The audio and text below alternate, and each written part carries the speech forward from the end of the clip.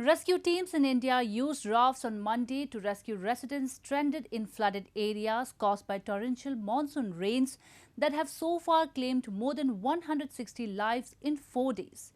Western states of Maharashtra and Goa, as well as Karnataka and Telangana in the south, are the most affected by heavy rains that have flooded croplands over thousands of hectares and forced authorities to move over 230,000 people to safer places.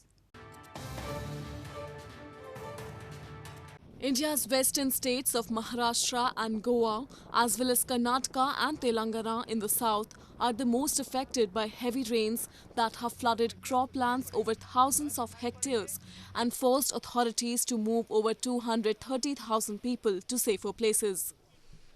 In Maharashtra, 149 people have died mainly in landslides and other monsoon-related accidents, while another 64 are still missing, the state government said in a statement.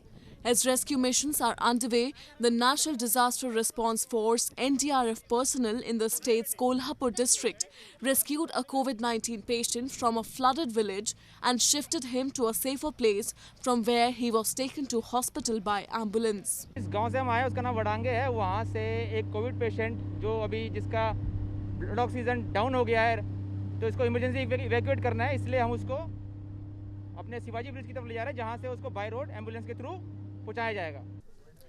In Karnataka and Telangana, more than a dozen people died because of floods, but waters in the main Krishna and Godavari rivers are receding, authorities said. In Goa, a hugely popular tourist destination on the western coast, hundreds of houses were damaged as the state recorded the worst floods in nearly 4 decades, the state's chief minister Pramod Sawant said. Rains are easing on the west coast and that will help in rescue operations, said a Pune-based senior scientist with the India Meteorological Department.